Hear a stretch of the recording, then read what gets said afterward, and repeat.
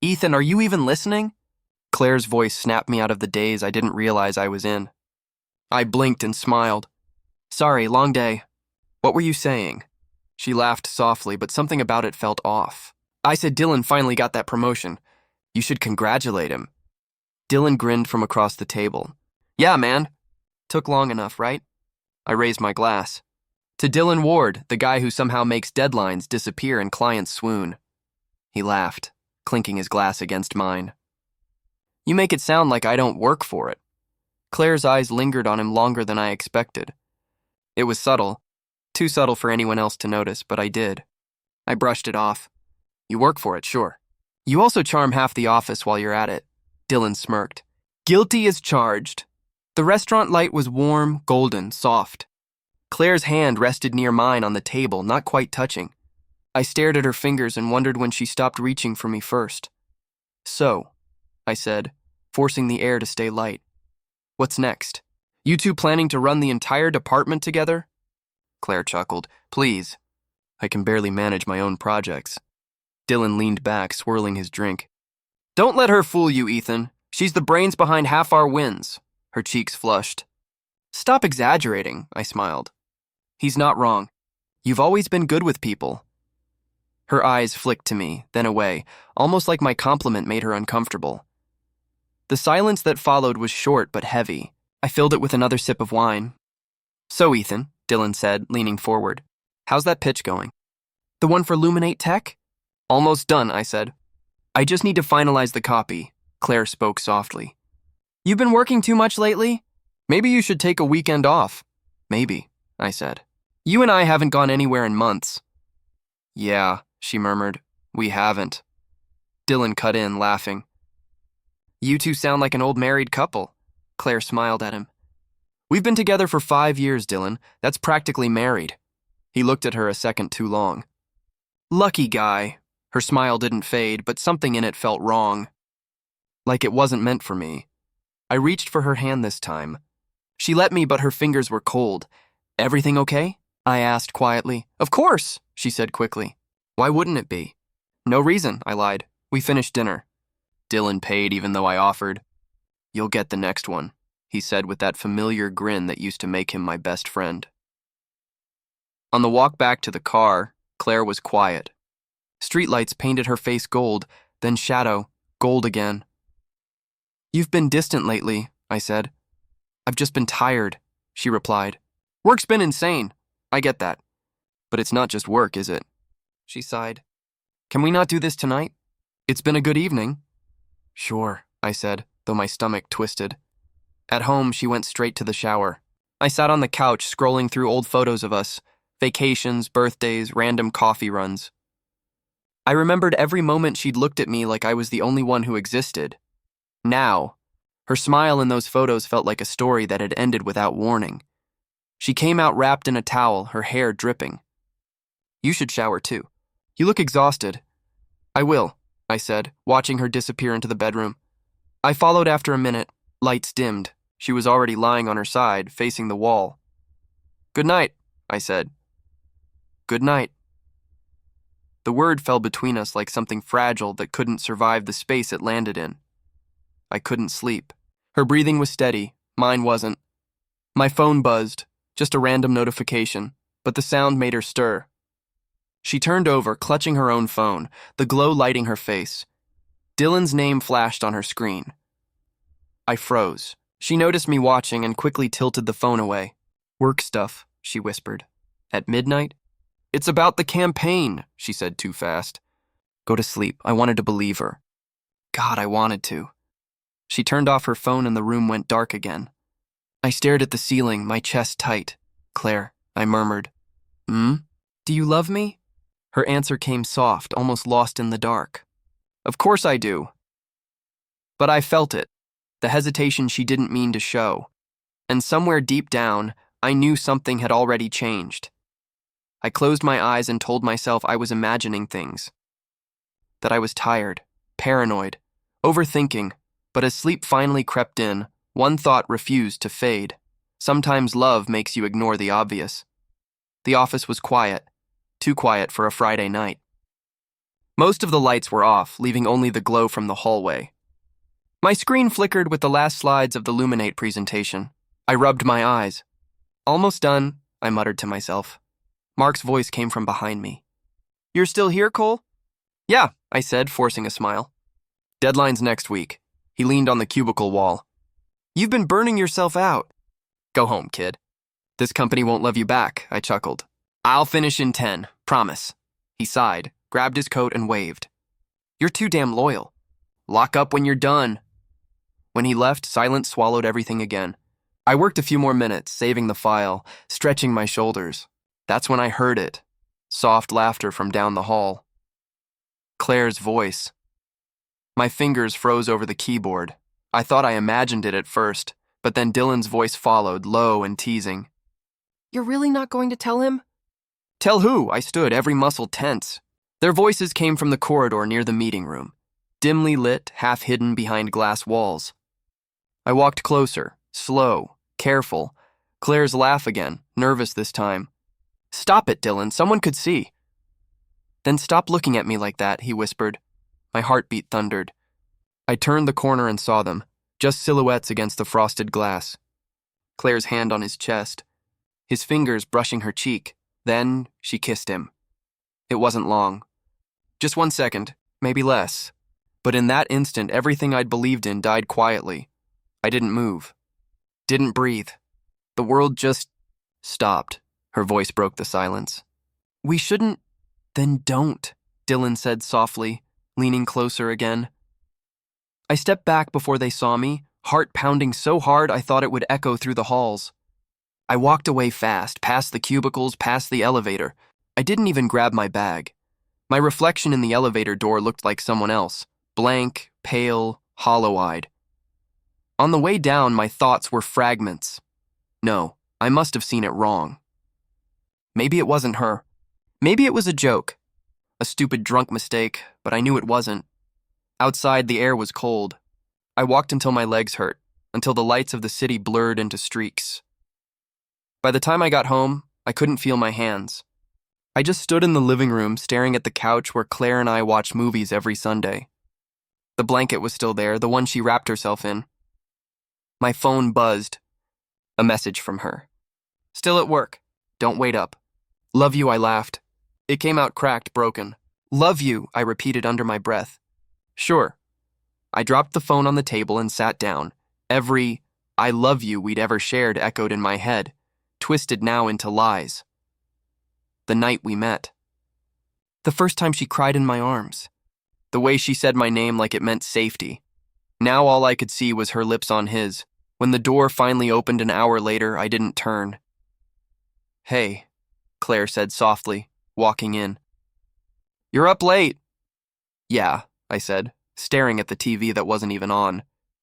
Couldn't sleep. She kicked off her heels and came over. Rough day? You could say that. She leaned down, kissed my cheek. You worry too much, Ethan. Do I? Her tone shifted. What's that supposed to mean? Nothing, I said quickly. Forget it, she sighed, sitting beside me. You're doing it again. Doing what? Overthinking. You always do that when you're tired? Yeah, I said, forcing a laugh. Guess I do. I looked at her, really looked. The same eyes, same smile, same warmth I fell for. But now I noticed the faint smudge of lipstick slightly off, the corner of her blouse buttoned wrong. Small details. Big truths. Did Dylan stay late tonight? I asked casually. Her shoulders stiffened. Yeah, for a bit. Why? Just asking. She smiled again, too quick. You're jealous, aren't you? Should I be? She laughed it off. Ethan, come on. You know Dylan, he's like, family. Right, I said quietly. Family. She reached for my hand. I let her. Her fingers were warm, too warm. Hey, she said gently, don't let work get to you, okay? I miss the version of you who smiled more. I miss him too. She tilted her head. What? Nothing, I said again. Just tired. She kissed me goodnight, soft and careful. I didn't kiss back. When she went to the bedroom, I stayed where I was, watching the doorway. The apartment felt colder than outside. I whispered to no one. My breath stopped before my heart did. I wanted to scream, to break something, but all I did was sit there, silent, because if I said the truth out loud, It would become real, and I wasn't ready for real. Not yet. I woke up the next morning pretending everything was fine. That became my new job, pretending. Claire kissed me before leaving for work. "See you tonight," she said, smiling like nothing had happened. "Yeah," I replied. "Can't wait." She didn't notice the way my voice cracked. Or maybe she did and didn't care. At the office, Dylan waved from across the room. "Cole, you ready for the client meeting?" I forced a grin. "Always," he walked over, patting my back. "Man, you look dead." "You good?" "Perfect," I said. "Just running on caffeine and life choices," he laughed. "That's my guy. I wanted to hit him." Instead, I smiled. That was the game now. Smile, nod, survive. All day, he joked with me, sent me memes, asked if Claire was joining Friday's dinner. Every word he said felt like poison I had to swallow. Sophie stopped by my desk around noon. "Hey, you've been quiet lately." "Have I?" I asked without looking up. "Yeah. You used to talk nonstop about your projects. Now you just stare at your screen." "I'm fine," I said. "You don't look fine." I met her eyes. "Then stop looking," she frowned. "Sorry, just worried." "I appreciate it," I lied. "Really?" She hesitated, then walked away. I hated the guilt that came with pushing her off, but I couldn't let anyone see how broken I was. When I got home that night, Claire was already there, cooking. The smell of garlic and butter filled the air. "Hey," she said, turning with a smile. "You hungry?" "Starving," I answered automatically. We sat across from each other, eating in silence. Every sound, the clink of forks, the hum of the fridge, felt too loud. She reached for my hand. "You okay?" "I'm great," I said. "Ethan, what?" "You've been acting weird." I laughed softly. "Weird, that's new. Usually I'm just boring," she smiled, unsure. "You sure nothing's wrong?" "Nothing's wrong," I said. "Why would something be wrong?" She nodded slowly. "Okay." The lie slid out so easily it scared me. I was starting to get good at this. For 2 weeks, I lived like a ghost, working beside Dylan by day, sleeping beside Claire by night, pretending I hadn't seen what I saw. I smiled in meetings. I laughed at jokes. I told myself maybe it was just one mistake. Maybe she regretted it. Maybe if I stayed quiet, it would go away. But silence doesn't fix betrayal. It feeds it. One Friday afternoon, Dylan's sister Lydia showed up at the office. I hadn't seen her in months. She was young, cheerful, always talked too fast. "Ethan," she said, running up to hug me. "It's been forever." "Hey, Lydia," I said, forcing a smile. "You visiting?" "Yeah." Dylan promised lunch. "He's late, obviously," I laughed politely. "That's him." She leaned on my desk, looking around. "How's Claire?" "Haven't seen her since that weekend at Lakeview." My heart skipped. "Lakeview?" "Yeah," she said casually. "When she and Dylan went up there for that hotel event thing." "They look so cute together." I froze. "What do you mean?" "Together?" She frowned. "Oh, was that supposed to be a secret? I just assumed you knew." They were at the resort for some marketing retreat, but honestly, it looked more like a date. I tried to speak, but my throat locked. She noticed. "Wait, Ethan, did I say something wrong?" "No," I said, forcing air into my lungs. "You didn't." Her eyes widened. "Oh my God, It's fine," I interrupted, standing. "Thanks, Lydia. Enjoy lunch." She started to apologize again, but I was already walking away. I ended up in the stairwell, gripping the railing like it was the only thing keeping me upright. My vision blurred. My mind screamed one word over and over: stupid. It wasn't the kiss that broke me. It was the silence after, the silence I built myself. I went back to my desk, packed my things, and ignored everyone's questions. Dylan called after me. "Yo, where you going?"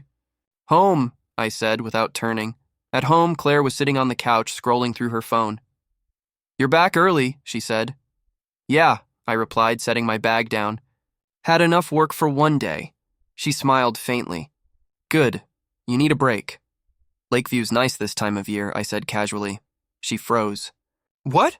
"The resort," I said. "You've been there, right?" Her eyes darted away. "Why?" "Just curious," I said, keeping my tone even. "Someone mentioned it." "Who?" "Lydia." Her breath hitched. "Ethan," I held up a hand. "Relax, you don't owe me an explanation." "Not yet, not yet," she repeated softly. "Yeah," I said, walking past her. "Let's keep pretending a little longer. We're good at that." She didn't speak. I didn't look back. In the bathroom mirror, I barely recognized myself. Tired eyes, tight jaw, fake smile. The man who trusted too much was gone. The man left behind didn't know what he wanted. Revenge, truth, or just peace. All I knew was the lie I'd been living finally cracked, and everything inside me started to bleed. When pain stops screaming, it starts whispering plans. I came to work Monday morning like nothing had happened. Claire avoided my eyes. Dylan laughed too loudly. The world went on, pretending just like me, Mark noticed first. You look different, he said, stepping into my cubicle. Different good or different bad? I asked. He studied me. Different dangerous. You've got that calm look people get before they break something. I smiled. Guess I broke already, he sighed.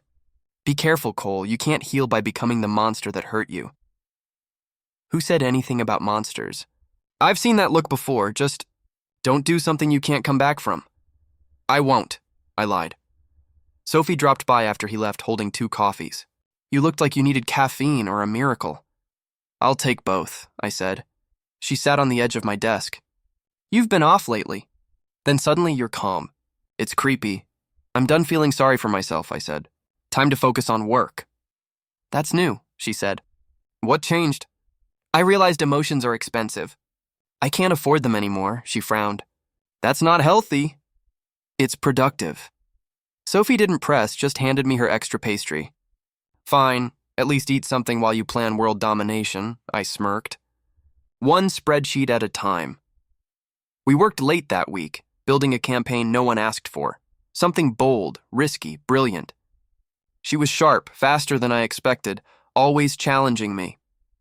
One night she said, "You're better when you stop chasing approval." Approval used to be my oxygen, I said. Now it just smells like smoke. She looked at me. Who burned you? I met her eyes. Someone I used to thank for the fire, she nodded quietly. Then let's turn that burn into fuel. We stayed till midnight finalizing the pitch deck. When she left, I stayed behind, staring at my monitor until the office went silent. That's when I started collecting evidence, every email Dylan took credit for. Every stolen idea, every late-night text Claire sent that wasn't to me, screenshots, folders, dates, quiet proof. I didn't want chaos. I wanted precision. At lunch the next day, Dylan sat across from me in the break room. Heard you're cooking up something big, he said. Just a side project, I replied. You could have told me, he said, smirking. We're partners, remember? Yeah, I said, holding his gaze. We are, he laughed, oblivious. Don't outshine me too much, man. Management loves you already. I'll try not to. Claire walked in, smiling like nothing ever cracked. Hey, boys. Hey, Dylan said, eyes lighting up. I nodded. Hey, Claire, she looked nervous. You good, Ethan? Never better, she hesitated. We haven't really talked lately. Some things are better left unsaid. She blinked. What's that supposed to mean? I smiled. You'll find out. Her eyes darted to Dylan, but he was too busy talking about a client dinner. I watched her hand brush his under the table, small, quick, but enough. I kept smiling. By Friday, Sophie and I presented our campaign to the execs. The room went silent halfway through, the kind of silence that means you've caught their attention. Mark leaned forward. This is impressive, Cole. Fresh, emotional, dangerous in all the right ways. Dangerous sells, I said. Afterward, he stopped me in the hall. See what happens when you focus on creation instead of destruction? I'm still figuring out the difference. He patted my shoulder. Just remember, revenge burns everything, even the good parts. I nodded. I'll keep that in mind. But I didn't. That night, I opened the folder labeled Truth.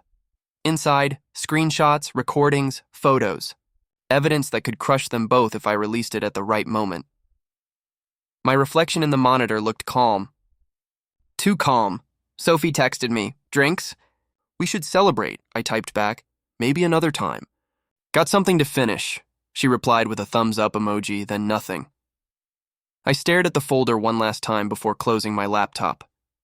I'm not going to destroy them, I whispered to myself. I'm just going to let the truth do the work.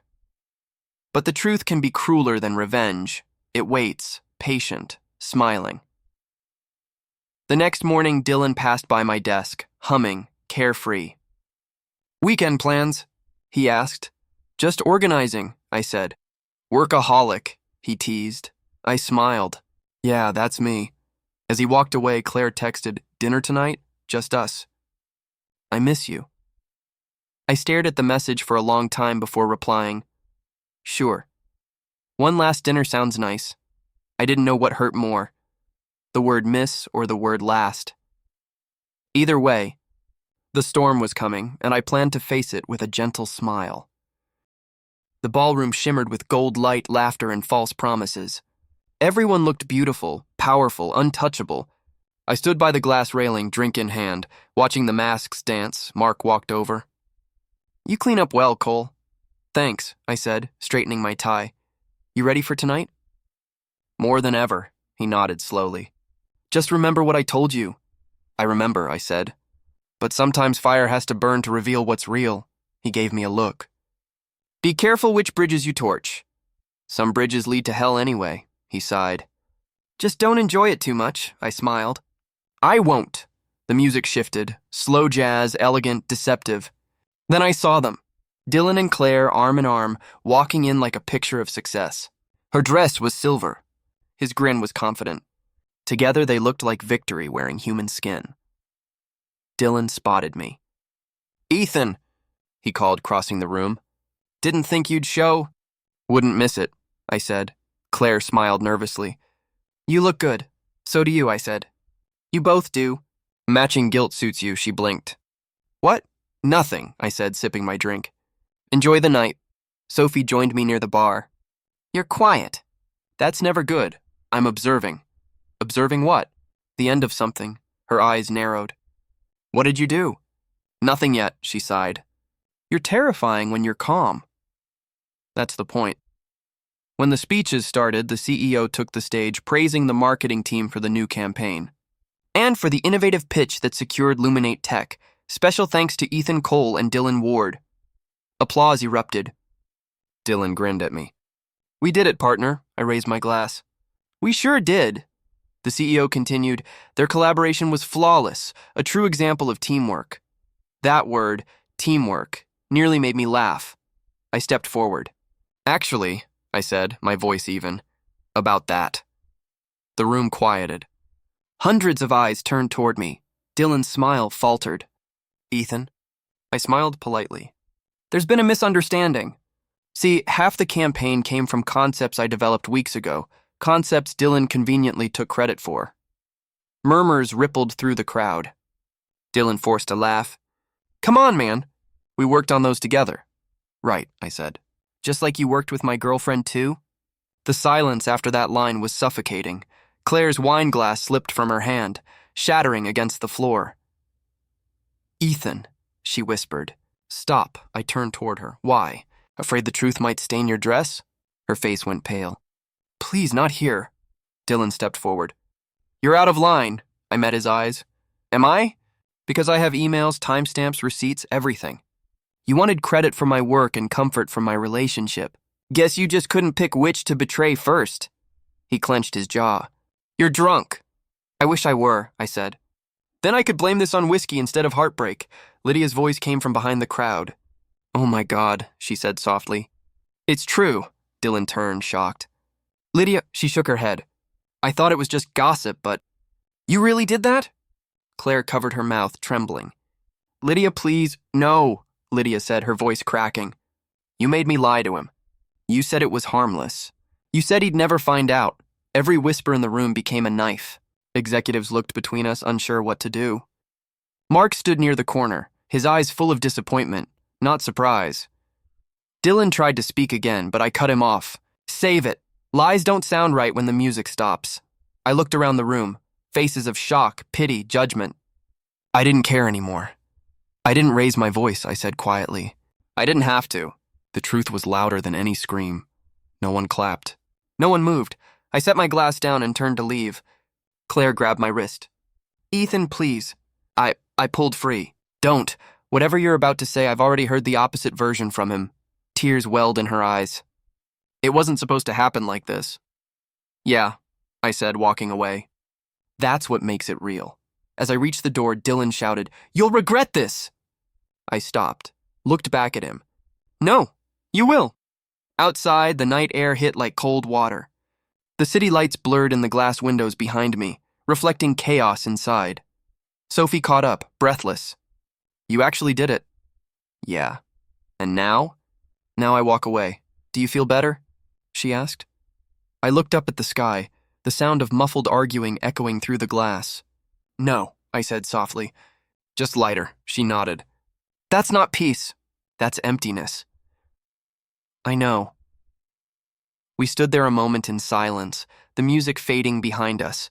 When I finally spoke again, my voice was calm, almost tired. "Sometimes you burn everything not to destroy, but to see who survives the smoke." Sophie looked at me. "And did you?" "I don't know yet," I said, "but at least I can breathe." I quit 3 days after the gala. No speech, no explanation. Just a short email and my badge on the desk. Mark called as I was packing. "You sure about this?" "Yeah," I said. "I need to breathe again," he paused. "You did what most people only dream of, stood up and told the truth. Don't let that truth bury you now." "I won't," I said, though I already was. The first week felt endless. The phone stopped ringing. The city outside my window kept moving while I didn't. I slept at odd hours, ate whatever was there, and replayed every second of that night until my mind turned into noise.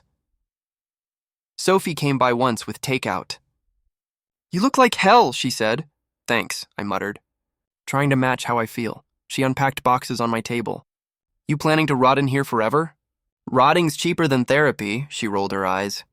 "I already found you a therapist, Dr. Mason Grant. He's expecting your call."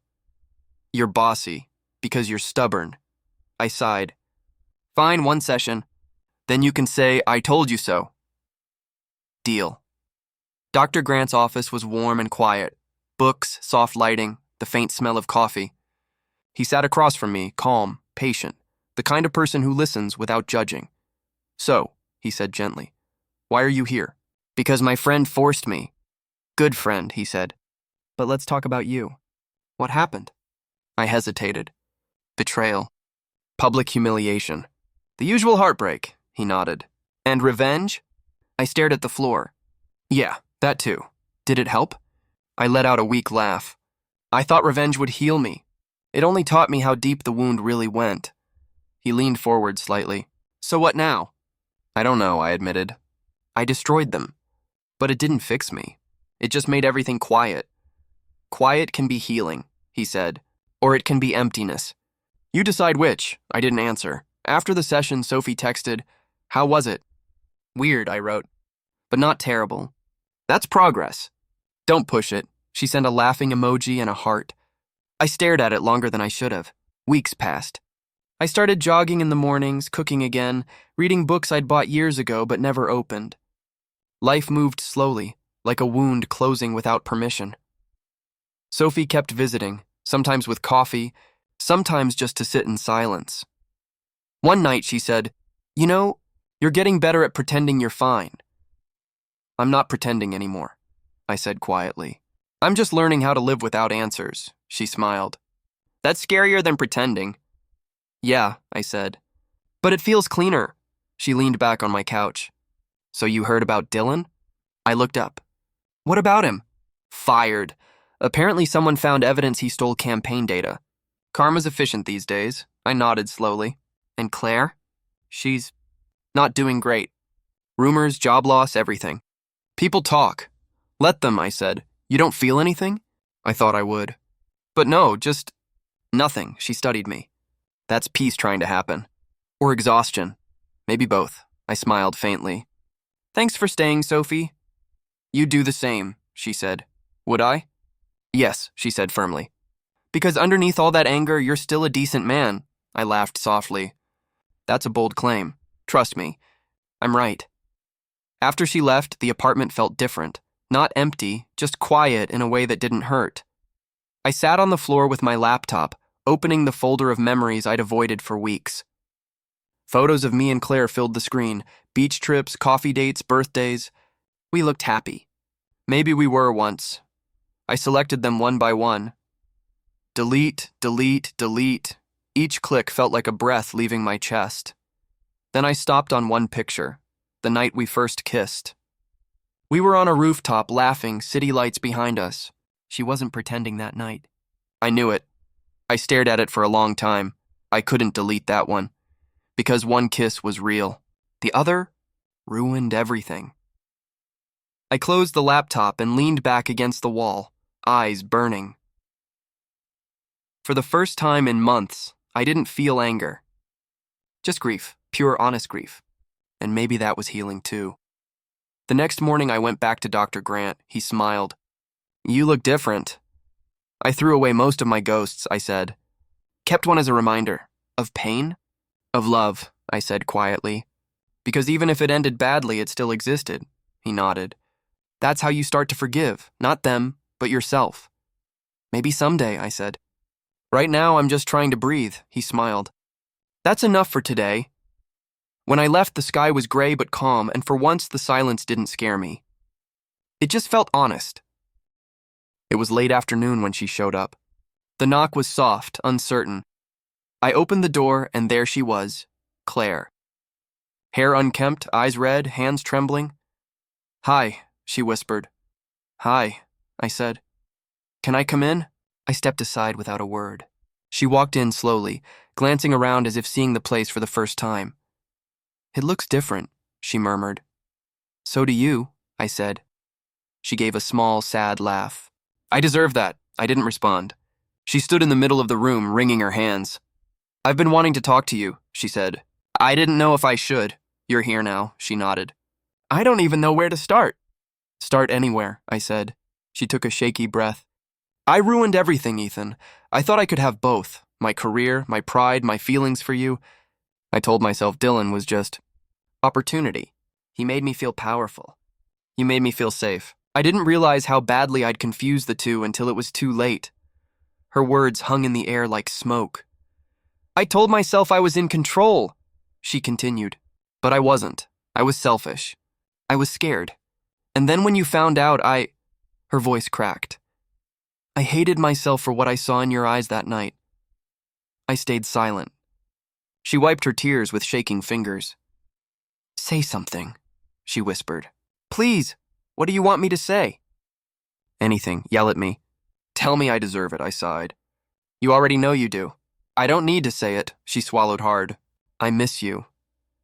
"You miss the version of me who didn't know the truth," I said quietly. "That version's gone," she nodded slowly.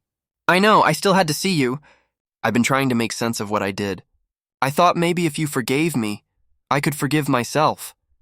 For the first time, I said, I saw her not as my lover, but as a stranger wearing her face. Her lips trembled. "So that's it? You'll never forgive me?" I looked at her, and for the first time in months, I felt nothing sharp. No anger, no hate, just a tired calm. "I already did," I said. She blinked. You what? "I forgave you weeks ago. Not for you, for me." Carrying hate started to feel heavier than the love that came before it. She covered her mouth, sobbing quietly. "You're better than I ever deserved." "Maybe," I said. "But that's not your burden anymore." She stepped closer. Can I hug you? Just once?" I hesitated, then nodded, her arms wrapped around me, weak and trembling. I felt her heartbeat against mine, fast and uneven. For a second, I remembered everything. The warmth, the laughter, the nights we thought would last forever. Then it all faded into silence. When she pulled away, her eyes were swollen, but her voice was steady. "Goodbye, Ethan. Goodbye, Claire." She left without looking back. The door clicked shut, and for the first time, it didn't hurt. I stood there for a while, staring at the empty space she'd left. The air felt lighter. Later that night, I met Sophie downtown. She was waiting under the streetlights, bundled in her coat, a paper cup of coffee in each hand. "You look like you finally slept," she said, smiling. "Maybe I did," I said, taking the cup. "Rough day?" "Final chapter," I replied. She tilted her head. "And how did it end?" "With forgiveness," I said. "And silence," she smiled softly. "That's a good ending." "Feels like one," I said. We stood together, watching the city move around us. Cars, laughter, rain beginning to fall. Sophie nudged me lightly. You ready to start over? I think so. Good, she said. You deserve peace, Ethan. Maybe, I said. But peace feels strange after so much noise. You'll get used to it. I looked at her, really looked, and saw something warm, steady, unforced, kind. One kiss taught me what love is. The other taught me what love should never be. Both will haunt me, but one will guide me home, and for once that felt enough.